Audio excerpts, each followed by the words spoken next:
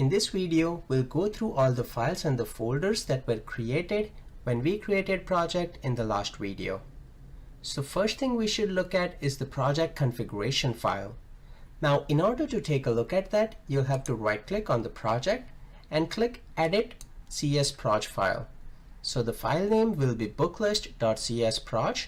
Project file has been there since a very long time, but the format of this file and how it works is different in ASP.NET Core 2.0. In the initial version of ASP.NET Core, we had files called project.json and xproj. The new csproj file replaces both of these files. Also, in ASP.NET Core, you do not have to add files to the project. Solution Explorer shows what's on the disk. So let's take a look at that with an example.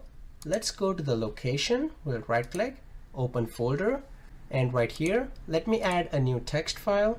I'll call it demo.txt. And if we switch back to our project, we see demo.txt is already reflected here.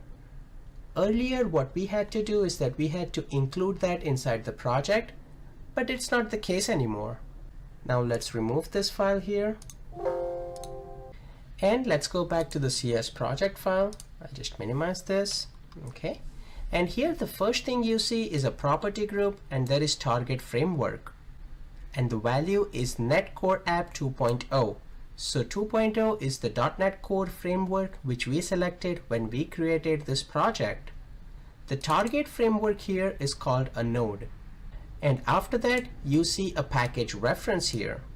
So every time you add a NuGet package, a package reference entry would be added here.